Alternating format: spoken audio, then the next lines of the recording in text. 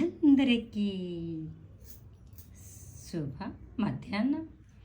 సరే, ఈరోజు మనం వచ్చాము జున్ను పాలు, ఆవు జున్ను పాలు, మురిపాలు. ఆవు జున్ను పాలకి మురిపాలు అని కూడా అంటారు. అయితే ఇది ఒంటికి చాలా మంచిది.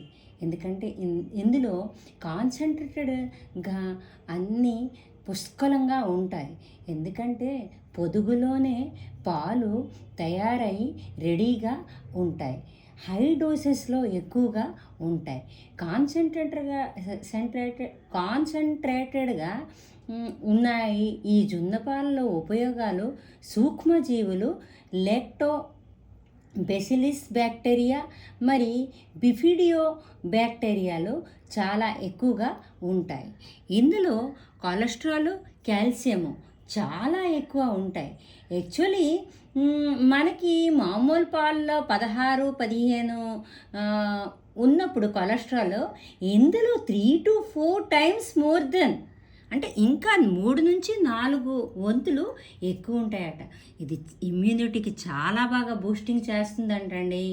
మరి మనం బెల్లం పంచదారతో తయారు చేసుకుంటే 400 క్యాలరీస్ మనకి ఎక్కువ అవుతాయి. అదే మళ్ళీ దానిలో ఉన్న సైడ్ ఎఫెక్ట్స్ ఏంటంటే ఇప్పుడు మరి మన దగ్గు, జలుబు, వాతవ, టాన్సిల్స్ నొప్పి, థ్రాట్ ఇన్ఫెక్షన్ ఇవన్నీ కూడా అరక్కపోవడం అన్నీ వస్తాయి. కానీ నేచురల్గా మనం హనీలో పెట్టినప్పుడు ఈ జున్ను ఆ సైడ్ ఎఫెక్ట్స్ ఏవి ఉండవు. ఈవెన్ డయాబెటిక్ పేషెంట్ కూడా తినవచ్చు, అదొక లిమిట్లో మనం పెట్టవచ్చు. అదే కానీ మీరు బెల్లంతో షుగర్తో పెడితే కొంచెం ఎక్కువ మోతాదులో ఇబ్బందికరం అవుతుందన్నమాట. సరే, ఇది తయారు చేసుకునే పద్ధతి మీరు ఎలాగైతే ఇంట్లో మామూలు జున్ను తయారు చేసుకుంటారు సేమ్ పద్ధతి. పంచదార కలుపుకున్నప్పుడు, బెల్లం కలుపుకున్నప్పుడు చూస్తాం కదా సరిపోయిందో లేదో, అలాగే హనీ కలుపుకున్నప్పుడు కల్లా శుభ్రంగా కలుపుకొని మీరు చూసుకోవాలన్నమాట సరిపోయిందో లేదో. అయితే ఇప్పుడు మా వారికైతే ఎప్పుడన్నా ఇదే ఇస్తున్నాను, అతను మాత్రం తింటున్నారు పంచదారకి దీనికి బదులుగా.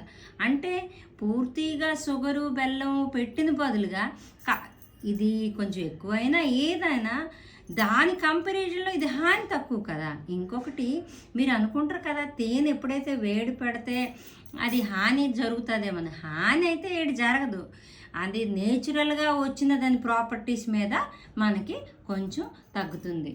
చూడండి ఎంత గట్టిగా ఉందో, రాయిలా ఉంది. ఇలా ఉంటేనే నాకు జున్ను ఇష్టం. రియలీ యమ్మీ యమ్మీ. ట్రై చేయండి మీరు కూడా మీ ఇంట్లో. ఎలాగైతే మీరు మామూలుగా ఆవు పాలతో మీరు పెట్టుకుంటారో సేమ్ అదే విధంగా హనీ వేసుకొని మీరు చేసుకోండి. ఇంతటితో సెలవు తీసుకుంటున్నానండి.